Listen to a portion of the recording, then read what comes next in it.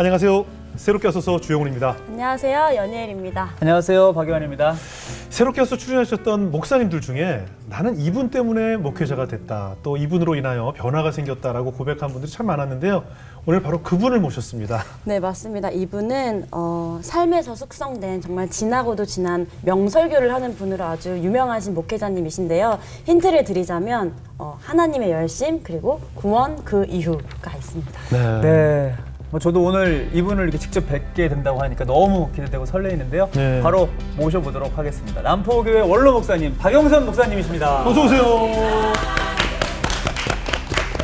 안녕하세요. 안녕하세요. 안녕하십니까. 네. 반갑습니다.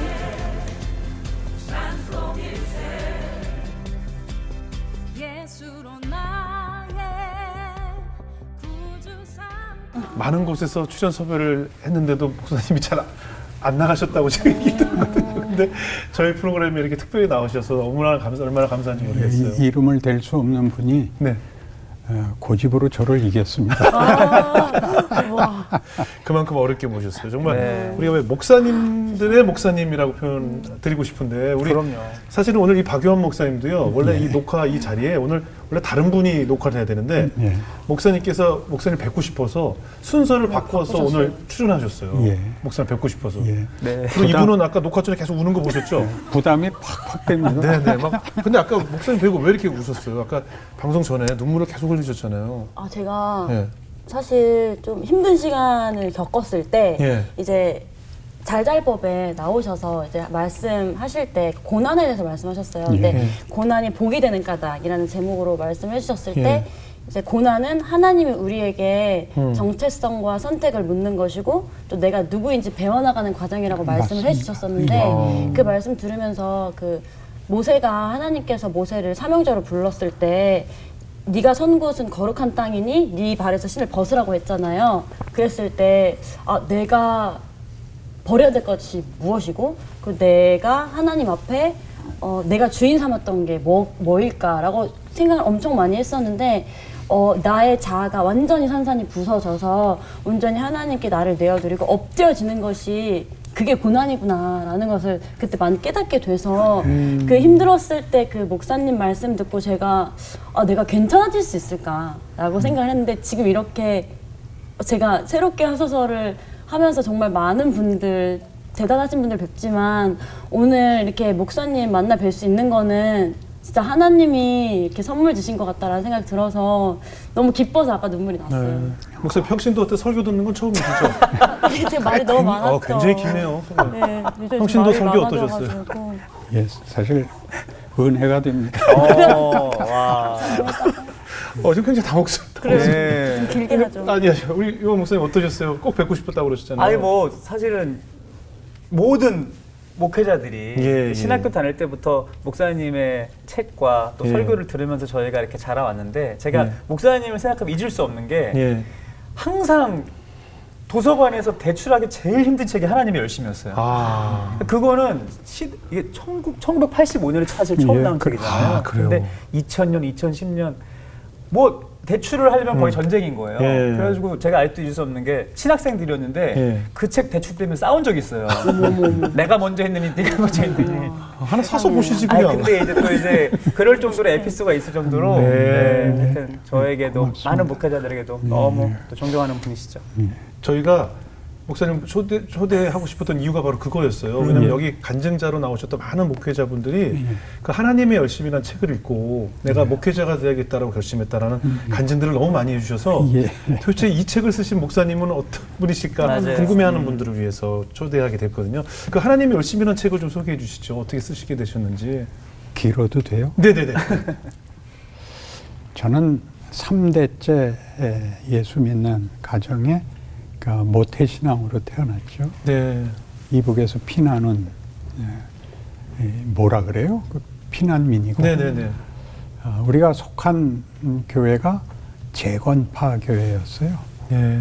재건파는 보통 아는 고신파보다 이제 더 격렬한 예. 배타적 신앙관을 갖고 있는, 네. 그래서 윤리가 굉장히 강요되는. 네. 그래서 늘 그 율법적 신앙 책임을 이제 지키기 위해서 거기에 긍정적인 내용이 잘 안 담기고 예. 누구를 정죄하는 쪽에 비난이 맞아요. 많으니까 네. 우리 쉽게 제 아까 기도할 때 눈 떴어요. 그러니까 이제 할 수 있는 말의 전부인 셈이니까 예. 제가 아마 목이 말랐던 것 같아요. 네. 예. 뭘 해야 되는지는 없고 비난과 정죄만 있는 이게 기독교인가? 예. 이런 이제 질문 속에 있다가 결국은 이제 그 다음에 청년기, 뭐 중고등학교, 대학교 지나오면서 기독교의 본질이 뭐고 주인 되시는 하나님이 뭘 하시는 건가? 예. 우리의 책임은 뭔가? 이 문제에 이제 걸리죠, 다. 네네. 그때는 질문이 내 운명을 하나님이 결정하신다는 거예요? 나보고 결정하라는 거예요? 이렇게 이제 질문을 했습니다. 네. 그리고 이제 어렵사리 하나님이 결정한다는 거를 저에게 기적적인 것도 아니고 체험적인 것도 아니고 성경을 읽으면서 이제 확인하게 됐어요. 예. 근데 이제 이쯤 와서 보니까 제가 그때 고민했던 것이 무엇이었는지를 조금 청자들에게 소개하고 싶습니다. 네. 모든 종교는 신이 있어야지 성립이 됩니다. 네. 그렇죠? 종교니까. 그럼요. 윤리 도덕이 아니고 종교니까 예. 신이 있어야 되고 그 신을 믿는 이제 상대인 우리 인간이 있는데 신이 인간에게 그 종교적 행위, 즉 신앙심과 경배를 받으려면 신의 정체성이 있어야 됩니다.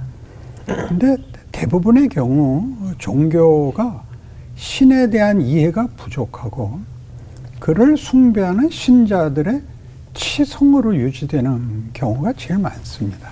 그래서 지성이면 감천이다라는 말 같이 신자가 신에게 정성을 다하여 자기의 필요를 보상받는 그런 종교관을 자기도 모르게 가지게 됩니다. 기독교가 말하는 신은 자기 정체성을 선언하시고 설명하시고 경험케 하십니다. 그러니까 기독교의 확연히 다른 것은 다른 모든 종교에서 주장하는 신들과 여기서 다릅니다. 하나님은 누구냐? 창조주시고 예수를 보내신 구원자시고 심판자신데 이렇게 큰 단어들만으로 갖다 묻지 마시고 아브라함과 이삭과 야곱의 하나님, 그러니까 저들의 생애로 증명된 확인된 하나님, 출애굽의 하나님, 바벨론 포로를 명하신 하나님, 이렇게 하나님이 자기 소개가 계속 나오는 것입니다. 네. 이게 없으면 구약을 읽을 때 종종 그러듯이 읽다가 이스라엘 사람들은 왜 이거 하나 순종을 못해?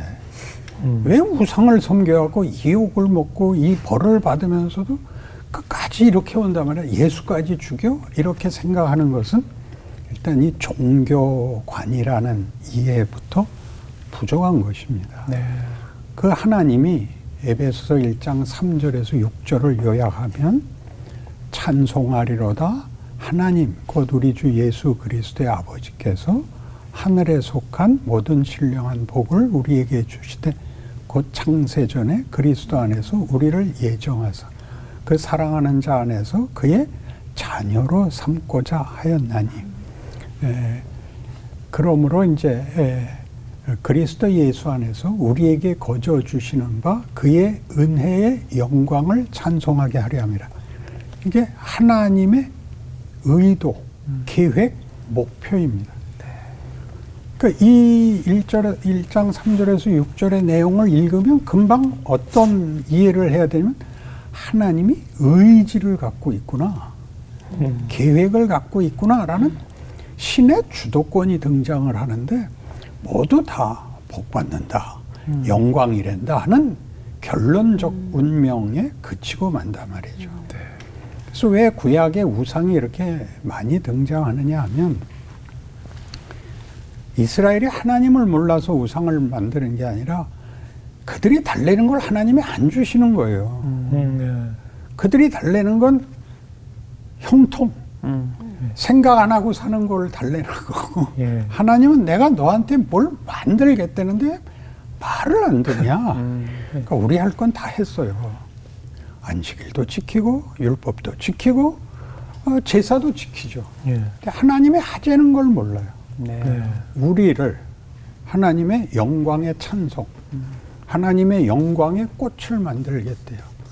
그 대표적인 예가 빌립보서 2장 5절 이하에 나오는 예수 그리스도의 죽음이죠. 그가 인간으로 오사 죽기까지 복종하셨으니 곧 십자가의 죽으심이라. 이러므로 하나님이 그를 지극히 높여 하늘에 있는 자들과 땅 위에 있는 자들과 땅 아래에 있는 자들로 모든 무릎을 그 이름 앞에 꿇게 하시고 저를 주라 시인하여 하나님께 영광을 돌리게 하셨느니라. 하나님의 영광이라는 게 등장해요. 우리가 믿는 신은 목적을 갖고 있고 그것을 만들기 위해서 과정을 가지십니다. 역사를 가지고 있죠. 근데 우리는 그냥 가서 빌고 얼마나 더 하면 제 말을 들어주시겠습니까? 그래서 용서하고 들으십시오. 철야도 하고 금식도 하고 예. 금욕적이고 정성의 극한으로 하나님께 내 필요를 아뢰죠. 하나님이 그거 들어주십니다. 그러나 들어주심으로써 내가 뭐든지 해줄 수 있다. 그러니 제발 내가 하자는 걸 하자. 그게 너희의 영광이고 내가 너희를 만든 목적이고 내가 원하는 기쁨이다. 그렇게 얘기하는 부분을 이제 몰라서 하나님 난 뭡니까? 하나님은 도대체 누구십니까? 그렇게 질문을 할 수가 없었어요. 이게 두리뭉술해서 너무 기독교라는 걸 어떻게 그 시작과 과정과 결론이 무엇인지에 대한 길이 없으니까 조금 이렇게 눈이 뜨이세요. 잘 보여요. 그래서 우리가 은혜를 받았다, 믿음을 가진다 하는 것들은 이 세계에서는 네. 기독교 신앙의 세계에서는 하나님이 의리를 지킨다. 의지를 갖고 있다. 은혜란 의지지 공짜로 주는 거다. 죄를 사해 주는 거다가 아니에요. 가재는 걸 내가 가기 위해서 내 절대 타협 안 하고 포기 안 한다. 이게 은혜예요. 예. 은혜를 입었다 그러면 다 그냥 울고 말아. 가재는 거라니까요. 그 다음에 믿음은 너하고 나의 관계는 어떤 법칙도 어떤 보상도 아니야. 우리는 이런 믿음의 관계, 가족 같은 거야. 그 자식을 잊는 자가 있겠느냐? 그들은 잊을지라도 나는 잊지 않는다. 나는 네 하나님이다. 이렇게 말하는 게 기독교고, 여기를 시작을 어디서 하냐면 예수를 만나는 데서 시작을 해보니까 중간에서 시작을 한다고 합니다. 예. 실존적 신앙관이라 그래. 난 예수를 믿었어. 난 구원을 얻었어. 난 천국 갈 거야. 그래서 우리 잠시 검문이 있겠습니다. 구원의 확신이 있으십니까? 이렇게 된 거죠. 있습니다. 어디서 어떻게? 주민등록번호가 어떻게 되십니까? 네네. 그 되면 오늘 죽어도 천국 갈 걸 믿으십니까? 네. 이렇게 됐죠. 예. 그게 무슨 문제가 있는 게 아니라 출생이란 말이죠. 그 출생에서부터 하나님의 영광의 찬송이라는 자리까지의 긴 과정과 목적이 있단 말이죠. 그거를 초월적으로 이렇게 휙 천지를 창조했다는 표현에서와 같이 그냥 하늘이 있으라 하시니 하늘이 있었더라. 보기에 좋았더라. 이렇게 끝나지 않고 나를 만들어 간다는 사실을 모르기 때문에 네. 믿었는데 이게 뭐야? 감격이 끊어진 다음에 뭐야? 살아보라는 거죠. 매일의 일상이 너에게 도전하며 너를 시험하는 것들이 너를 만드는 작업이다. 그래서 이 역사적 신앙관을 가져야 돼요. 실존적 신앙관은 기본이에요. 출생이니까. 네. 그 다음에 커야 돼요. 역사적 신앙관은 인생이라는 것, 역사라는 것, 반복되는 일상이 우리를 뭘 만들고 있는가 하는 하나님의 반복되는 끊임없는 도전, 우리를 만들어가는 일하심입니다. 그래서 이러한 큰 그림이 그려져야 자기가 어디쯤 있는지 방향을 맞춰서 가는 길을 어느 만큼 더 잘 가야 되는지 하는 데 대한 이해가 생길 것으로 생각합니다. 네. 제가 이제 나중에 고난과 실패를 굉장히 많이 얘기를 하게 되는데 네. 방향은 길을 가르쳐 주지 않는다라는 말이 있습니다. 네. 그러니까 저기를 가야 돼. 네.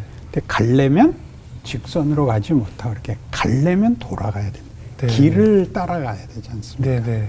그렇게 우회전을 하면 목표에서 벗어난 것 같고 예. 좌회전을 하면 반복한 것 같고 예. 이렇게 느끼거든요. 예. 사실은 길을 나가고 있는데 예. 보통은 하나님이 우리를 이렇게 아침마다 깨우시고 일상의 도전 때문에 생각할 틈 없이 자라납니다. 그러니까 한 번씩 이제 그 한계에 부딪혀서 이게 뭐야? 난 어떻게 하자는 거야? 이렇게 한 번씩 물으시죠. 예. 그러면 정답을 주시는 게 아니라 답을 안 하셔서 대부분의 경우는 맞아요. 답을 안 해서 예. 할 수 없이 눈물 닦고 또 다음 날을 맞이하죠. 예. 그래서 어느 산등성이에 올라오면 비로소 이렇게 시야가 아래에 펼쳐진 시야를 보고 내가 등산을 하고 있구나. 반복하고 있는 줄 알았더니 여기까지 올라왔구나. 저 밑에선 안 보이던 게 보인다.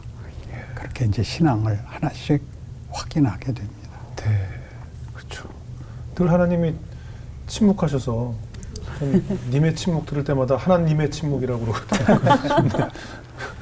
그래서 근데 지금 말씀하시는 그런 고난과 환난에 대한 그 경험들이 목사님의 체험도 아무래도 묻어나 있겠죠. 그럼요. 예. 목사님은 뭐 어떤 청년이셨어요? 저는 이제 절망하고 네. 비명 지르는 청년기를 보냈죠. 네. 지금 얘기한 이것들에 대한 누구의 가르침을 그땐 갖고 있지 못했고 네. 저도 물론 몰랐으니까 네. 제일 저를 분노하게 한 것은 윤리와 도덕이 다라면 네. 굳이 예. 예수님을 보내서 십자가에 못 박는 게 말이 되냐. 예. 맹공자면 다 되는 거 아니냐. 네네. 그리고 예. 불만을 토로했죠. 예. 예. 윤리 도덕으로 자기는 할 거 다 했다라는 방송이지만 꼴이 보기 싫었어요. 네. 넌 생각도 없냐?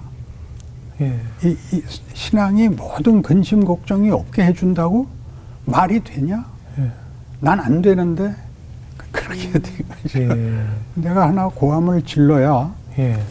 균형이 맞겠다 싶었어요. 예. 본인들은 아무 걱정, 근심 뭐 없이 여기에 온 것 같이 얘기하는데 네. 난 아닌데 그러면 당신만 하나님을 선택하고 난 버렸단 말인가? 난 그럴 순 없는데 그렇게 제 고함을 질러댔습니다. 예.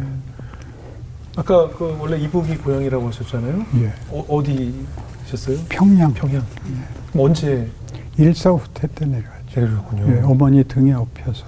예. 그럼 그때도 이미 몇 대째 신앙인으로 자랐으면 그렇습니다. 예. 굉장히 좀 부유한 가정이셨나 보죠. 그럼요. 피난 온 사람들은 다 지주라서 쫓겨났죠. 아 그래요? 노동자면 거기가 천국이죠. 없던 땅이 생기는데 있던 땅을 다 몰수당하고 예. 죽였어요. 거기다 예수 믿는 자들을 죽였고 그러니까 이중적인 이유가 있었죠. 피난 와서 어렵게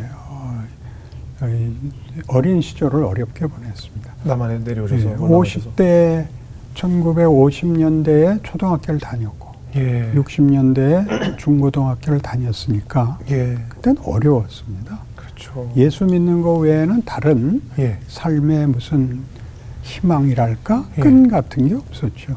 예. 그리고 다 뭐 절절하게 믿는 것으로 네. 이제 우리 부모님들은 그것만으로 충분하신데 예. 저는 좀 잘해보고 싶은데 안 되더라고요. 예.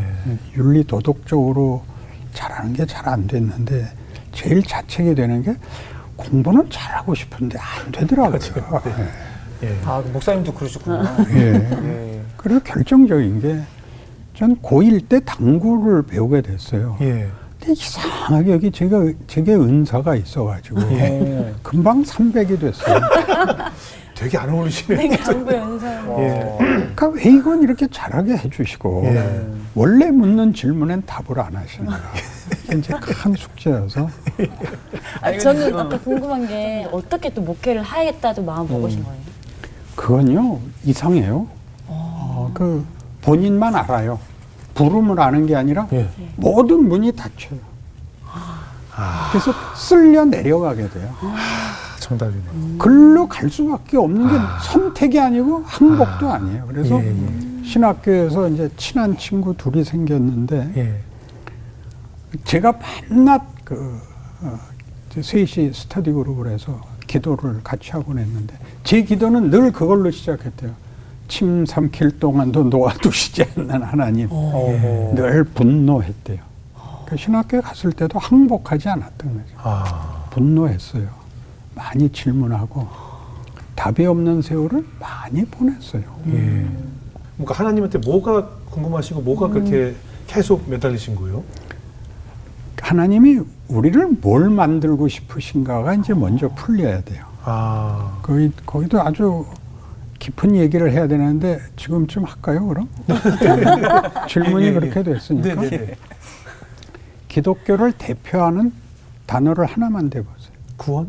영생? 사랑. 구원, 사랑? 사랑, 순종? 순종. 영생. 예, 이거 다 기독교 안에 있는 건데 네. 그게 뭔지 아무도 몰라요. 아무도라는 거는 이제 놀리는 거예요. 예. 사랑, 구원, 예. 이게 다 무슨 얘기냐 하면 하나님은 우리를 예. 조작할 마음이 없어요. 예. 이게 완전히 달라요. 하나님이 사랑을 하자, 믿음을 가져라 라고 얘기하는 건 사랑과 믿음은 대등한 지위를 가져야만 관계가 성립이 돼요. 하나님이 우리에게 상대가 되라고 그러고 상대가 되라는 건 이제 부부에서의 상대가 이렇게 대등한 상대고 그 관계가 사랑과 믿음이라 그래요. 사랑과 믿음은 자발성이어야 돼요. 자발성. 네, 네. 그 이해관계로 얽히거나 권력으로 얽히면 사랑이 동정이 되고 네. 네, 맞습니다. 믿음이 구라가 돼요. 아, 이거 또 아니, 그게 또, 아, 왜 쓰는 말인데요? 개그맨 이름인데요, 뭐 괜찮습니다. 그러니까 하나님이 우리에게 원하는 상대역을 만들기 위해서 자식을 기르는 거예요. 네. 네, 네. 그 뭘 허락하냐면 아담이 선악과를 따먹을 권리를 줘요. 자유의지를. 자유를 네. 주죠. 네. 하나님을 부인하는, 하나님과 끊어지는 창조 세계의 창조주를 외면하는 것이 있을 곳이 없는 경우가 없는 자리를 만드는 걸 허락을 해요. 그러니까 탕자의 비유에서도 나오죠. 자기 몫을 달래요. 아버지 아직 안 죽었는데. 네. 기가 막히잖아요. 죽은 다음에 달래야지, 달랠래도. 예. 살아있는 동안에 달래는 걸 줘서 나간다니까요. 예. 나가서 돌아오죠. 돌아온다는 게 이제 회개했다는 뜻이 아니라 아버지 없는 데를 다니자 거긴 생명도 가치도 없다는 걸 알게 돼요. 그래서 돌아와요. 아버지 집은 이렇지 않았다죠. 그러니까 돌아온 게 전부가 아니라 큰 아들이 나와서 하는 그 반응을 보세요. 이게 무슨 소리냐. 당신 동생이 돌아와서 아버지가 기뻐서 잔치를 열었다. 아버지가 나오죠. 들어가자.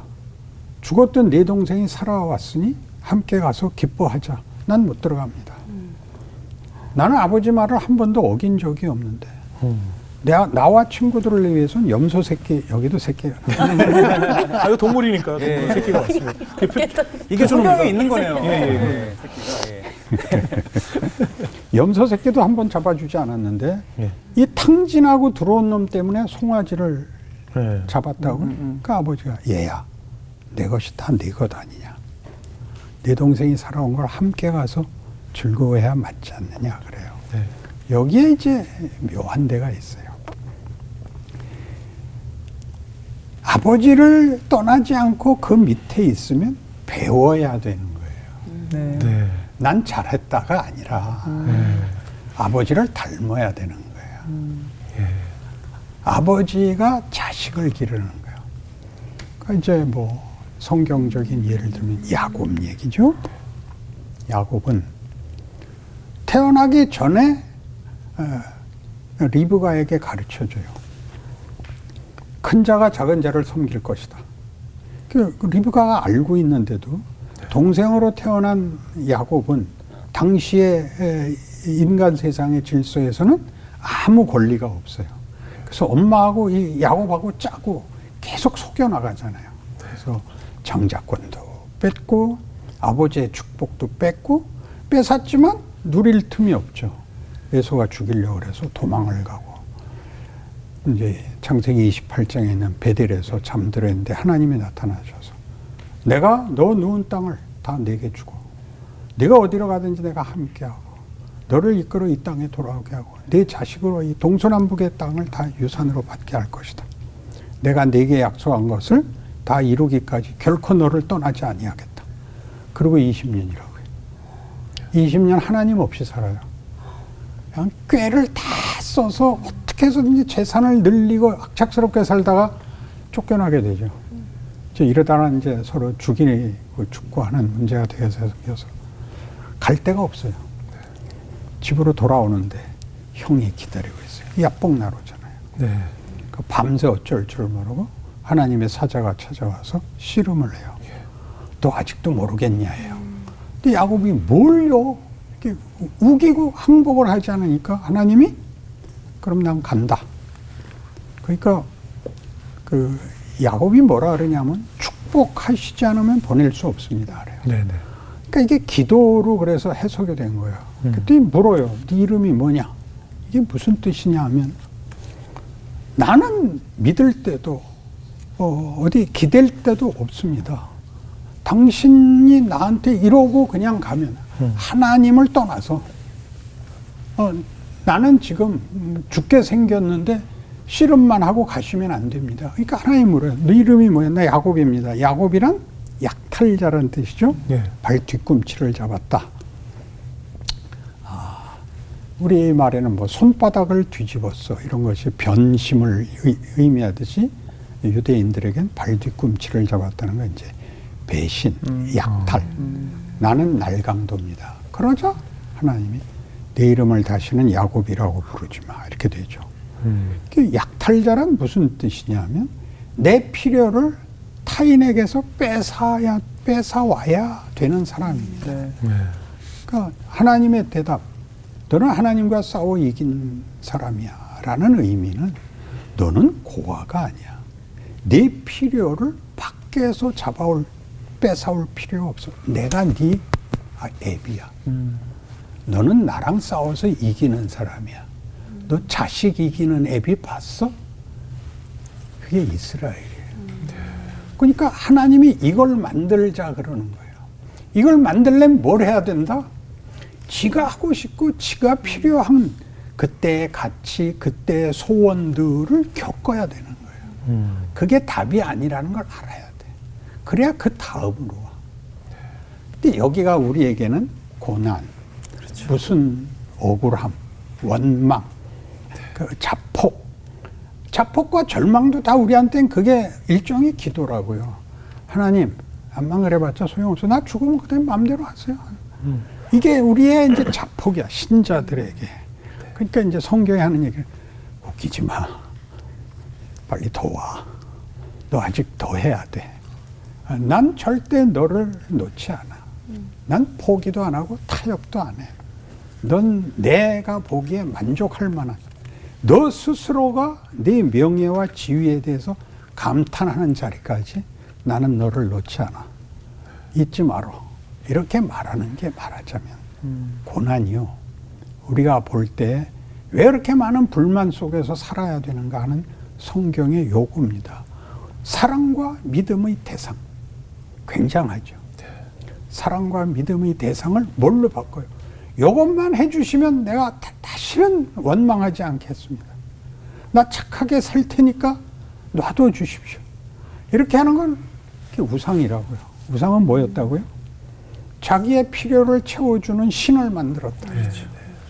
그러니까 뭐 돈이 우상이야, 뭐 권력이 우상이야 그러는 거는 그게 우상이 아니라 그걸로 내 목적을 삼는 것을 나는 그 꼴 못 본다.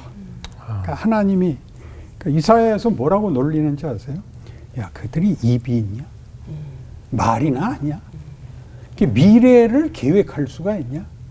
이 바보들아, 생각을 해봐. 네가 잘라온 나무 갖고 네가 절반은 잘라서 밥 해먹고 절반은 조각해갖고 눈 그려놓고 정말 눈가를 그려놓고 누나요? 입 그려놓고 네가 가서 빌고 네가 잘 된다 그러고 너 말이 돼?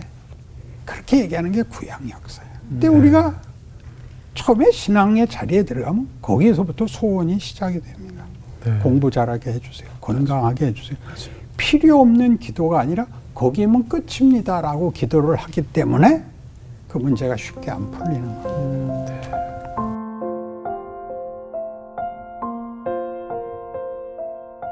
목사님 예전에 순교라는 단어를 좀 안 좋아하셨다고 하던데 특별한 이유가 있으셨어요? 죽는다는 것은 굉장한 신앙의 그 증거가 됩니다. 네. 예수를 믿는다는 건 목숨보다 크구나라는 네. 거지만 죽는 것은 그 다음이 없잖아요. 예. 살아있어야 그 다음을 갈 거 아니에요. 예. 죽은 자들을 폄하하자는 게 아니라 그 시대엔 최고의 자리였지만 예. 그 다음으로 와야 돼요. 예. 그러니까 우리 안희숙 씨의 죽으면 죽으리라 해서 안희숙 씨가 하는 얘기가 밤낮 그 원망이었어요. 하나님이 나는 순교를 허락하지 않았어. 근데 살아있으려는 거죠. 살아서 말하자면 배신과 수치와 못난 것 속에서 하나님이 뭘 만들어 가는가를 따라가려는 게 믿음이죠, 말하자면. 하나님이 뭘 만들겠냐를 알고 따라가야 되는데 과거를 지우고 본인의 어떤 불만족스러운 걸 다 없애서 이제 완전 무결한, 그게 참 큰일이에요. 마음의 평화가 오기를 바라요. 그런 건 없어요. 네. 예수님이 아버지요, 할 만하시거든 이걸 물리쳐 주십시오 라는 걸 안고 가는 거예요. 나의 하나님 어째 나를 버리시나이까를 안고 가는 건데 부족해 보이고 지는 것 같은 것을 지고 가는 그 속에다가 하나님이 이거를 부활을 담는다. 그렇게 얘기하는데 우리는 늘 그 모든 문제가 없어지는 상태, 그런 모든 그 자책이 없는 존재가 되려고 하는 바람에 올챙이가 메기만큼 커져가지고 논바닥에 누워있고 개구리가 안 되는 거예요. 개구리로 표현하니까 별로 만족스럽지 않아요. 그래서 그 순교를 왜 싫어하셨어요? 순교란 순교로 지켜진 신앙 다음을 살아야 되잖아요. 구원 그 이후. 네, 그렇죠. 죽는 거에 목적이 되는 거죠. 그렇죠. 죽음으로 증명한 이 복음은 뭘 만들려고 한 것이었느냐는 네. 예수님식으로 하면 하늘의 미랄이 땅에 떨어져 썩어야 되는 거죠. 네. 썩지 않으면 안 되는 거죠. 예. 그러면 땅은 씨를 삼켰다 그러고 하나님은 심었다 그런다니까. 네. 네. 그래서 우리가 열매가 돼서 꽃을 피워야 되는데 거기는 아무 사과가 없고 예.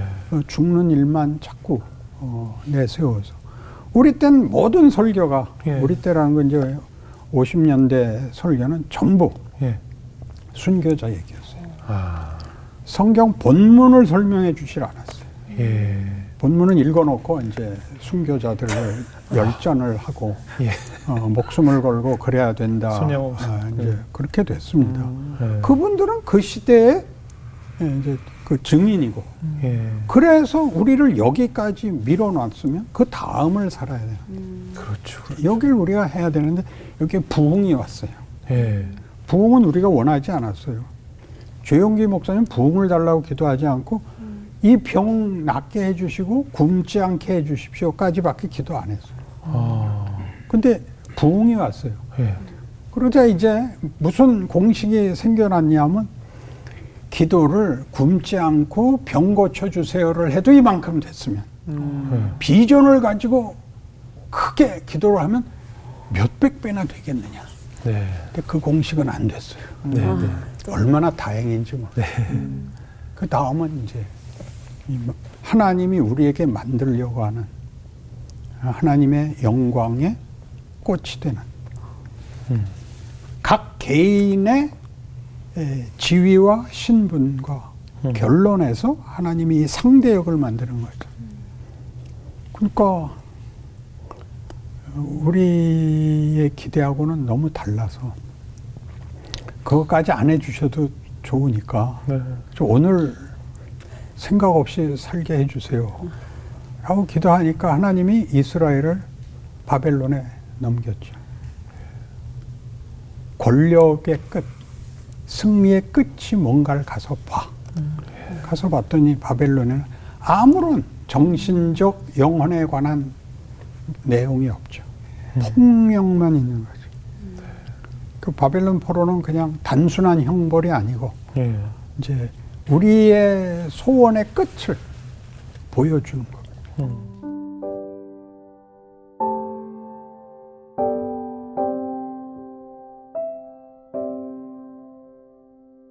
목사님 아무래도 이제 구원의 확신을 얻고 나서 그 이후에 이제 우리 삶이 또 고민이 더 깊어지잖아요. 구원이 그 이후의 삶을 어떻게 살아야 하는지. 그러니까 구원이 이제 신분의 변화, 네. 운명의 변화, 하나님과의 관계의 변화인데 예. 죄 사함을 받고 지옥 가지 않고 천국 가게 됐다가 구원이 아니라 네. 구원은 어디를 가자는 하나님이 우리를 하나님의 사랑의 대상, 믿음의 대상으로 요구해서 에베소 1장 3절에서 6절 같이 하늘에 속한 모든 신령한 것과 우리를 그 자녀로 삼는 거저 주시는 이 은혜의 영광의 자리에 가자는 네. 싸움을 살아야 되는데 예. 죄사함 받은 게 이제 전부고 그다음엔 어떻게 살아야 되는지 예. 구체적으로 착하게 산다. 기능적인 역할을 한다고 생각하는 것보다 존재와 지위, 신분에 있어서 하나님이 우리를 어디까지 요구하고 있는가를 알아야 네. 어떤 이제 조건이고 어떤 상황이냐는 2차 문제고 예. 내가 나를 어떻게 이해하고 있고 어디로 인도되고 있느냐를 아는 차원에 가야 예. 대꾸를 할 수 있다. 대응을 할 수 있다. 예. 구원 그 이유입니다. 예. 아까 우리 잘들법에서 고난 얘기 굉장히 네네네. 은혜 받았다고 했잖아요. 맞아요. 그러니까 많은 사람들이 그 가장 힘겨운 그러니까 그걸 통해서 자기 실력을 알아야죠. 예. 슈팅 찬스 왔는데 힘껏 때렸더니 신발장만 날라오고 공 예. 저기 갔더라. 예. 그러면 거기서 울고 자빠져 있으면 안 되죠. 예. 연습을 해야지, 연습을. 예. 다음번엔 내가 잘할게. 그 다음번엔 찼더니 네. 파울이 됐다는 거 아니에요. 남의 엉덩이 차가. 예. 수없이 해야 하나 나갑니다. 네. 그래서 이렇게 나아가는 데를 어디까지 가야 되느냐에 대한 게 뭐, 이제 우리의 성화는 이제 도덕적으로 흠이 없는 완전체가 되는 걸로 상상하기 때문에 밤낮 회개만 하다 만다 이거죠. 회개하지 말고 그 다음에 하나 더 자라나라는 말이죠. 네. 그리고 한 단계 올라가는데 실수를 10,000번 해야. 단련이라는 건 1000번의 훈련, 10,000번의 연습이라는. 그렇게 우리를 하나님이 하나 키우기 위해서 이 모든 세상을 아직 기다려 주는 거죠. 실패를 두려워하면 안 되겠네요. 예? 실패하는. 아니, 우린 실패로 느끼죠. 실패가 아니고 연습이라는 걸 알아야죠. 내가 유능하게 쓰이는 거는 하나님이 안 바라세요. 이제 괜찮아지면 데려가세요. 여기 있는 한은 쓸모가 있는 게 아니라 우리를 만드는 거예요.